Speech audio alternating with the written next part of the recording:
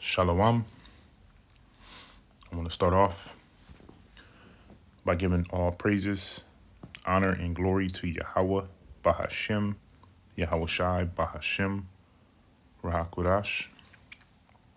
Double honors to the elders and apostles of Great Millstone, where I learned this truth from and continue to learn this truth from.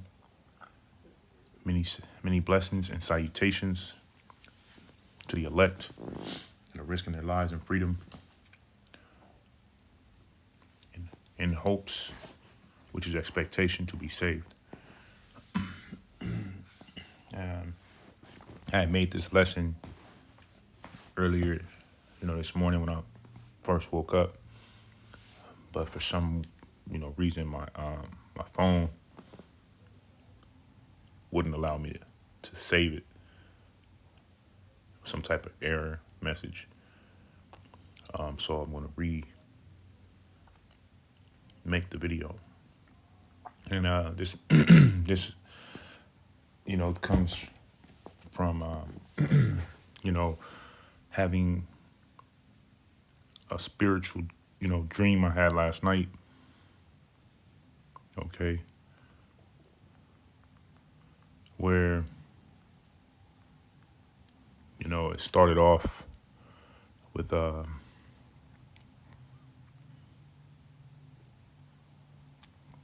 woman that I used to deal with,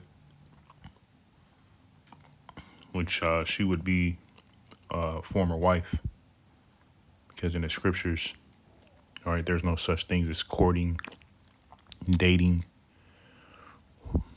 okay, booty calls, one night stands, boyfriend and girlfriend. All right, it's husband and wife.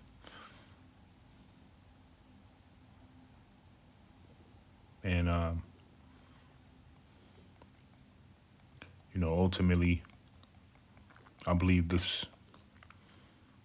There's a couple ways that I can receive the message from the Lord. Okay, and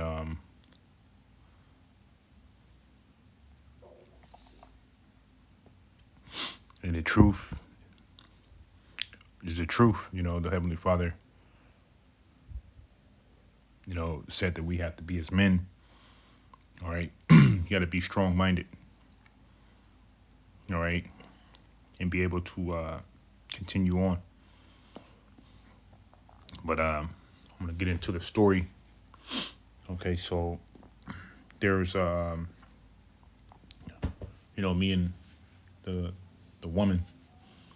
All right, we were talking and just kind of going down memory lane at what to what I, from my memory, it looked like we may have been at like a barbecue in the backyard, but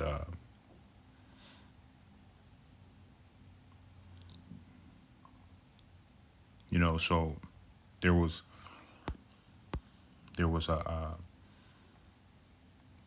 an elder whom I met before, but I don't know him personally. Just met briefly, and one time, and he was there, and we, he talked to me for like at least an hour. He knew this woman, and he gave me some counsel and some advice.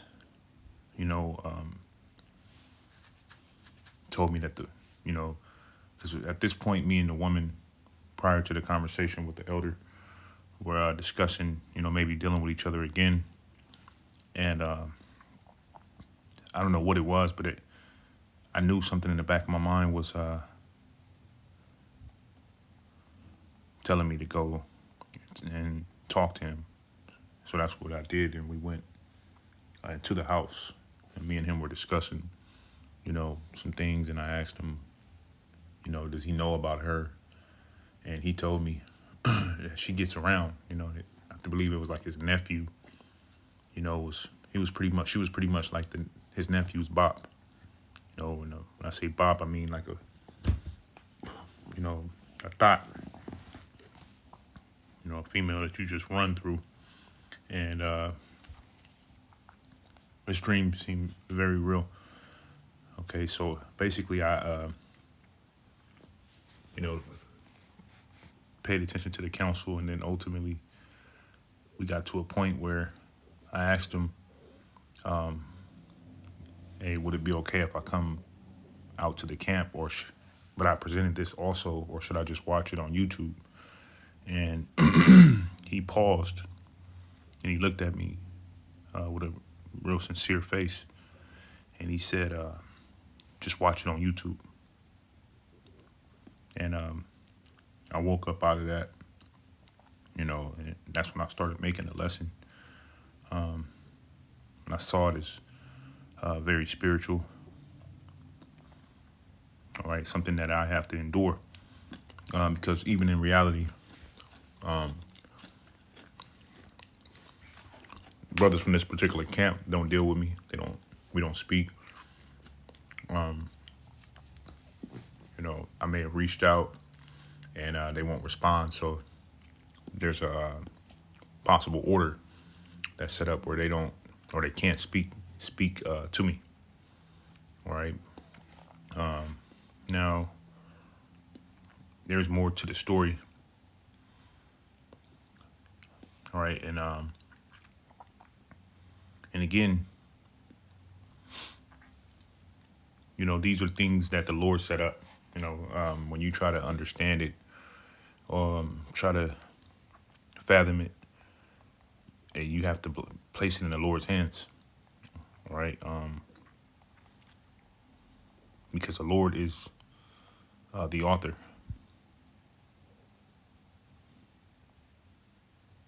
Okay, He's the one who set this up.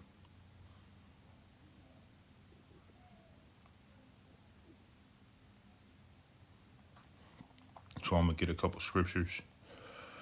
I pray this lesson is edifying. All right, this is Psalms chapter 69 and verse 5. It says, "O Yahweh, thou knowest my foolishness, and my sins are not hid from thee," because the Lord sees everything. All right, you can't get away with anything. Okay, everything is seen. All right, from Yahweh on down to the angels, and they go back and give the Heavenly Father a report, even brothers in this truth. It says, "Let not them that wait on thee, O Lord Yahweh, Ba'ashem Yahushai, be ashamed for my sake.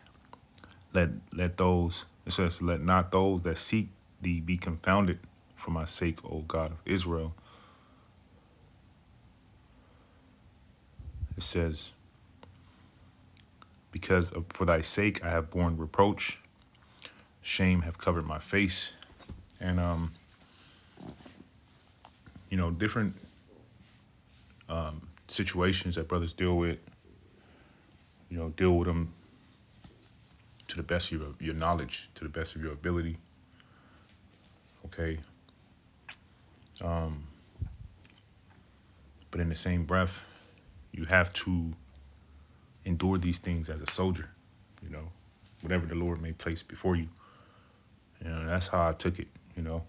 You can A, put your head down and continue to do the work, or B, all right, focus on that and miss out on your salvation. Okay, because Satan is trying to sift us out. He wants us to feel unworthy of salvation. He wants us, to feel like the man left out, and he ultimately to be in an emotional state. All right, and the Lord ain't dealing with that spirit. Woe is me, emotional state. So I continue on. All right, and carry on. Now, there's reproach for our sake, so we know how to deal, so you don't make the same mistakes. Okay, so you are able to learn from where you transgressed. All right, and also the Lord has still blessed us with the unicorn, the internet, where you're able to hear different testimonies from different brothers. You're able to, watch the lessons and learn, because I don't know it all, and I always say that I don't know everything, but I've learned a lot of this truth from the elders of Great Millstone. You know, I don't take credit alone for what I know, and this is why I continue to give the double honors. You know, although I have no association or affiliation with brothers from their camp, I believe through the Spirit that they're set up from the Lord. Okay, and I put this photo was from the movie Boys in the Hood, which is a father and a son, and I put this up because the elder was kicking game to me, giving me some news that I can use, and I was seeing this as him as a spiritual father who pretty much snapped me out of it, because these women can have you get caught up in their snares and their traps. Okay. This is Psalm 69 and verse 8. I become a stranger unto my brethren and an alien unto my mother's children. For the zeal of thine house have eaten me up, and the reproaches of them that reproach thee are fallen upon me. And this is what King David went through. All right. Enduring, what's before you. All right. It says, when I wept and chastened my soul with fasting, that was to my reproach. I made sackcloth also my garment, and I became a proverb to them. They that sit in the gate speaketh against me, and I was the song of the drunkards. Because brothers see us and, look down upon us. All right. They see you in disgrace, a bug out, wicked, but the Lord is the one that's going to give us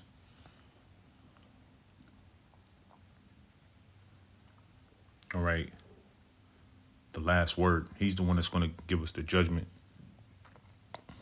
He's the one that's going to give us the grace. And this is what we have to continue to seek, all right, by way of action. And I say that to myself first, okay, because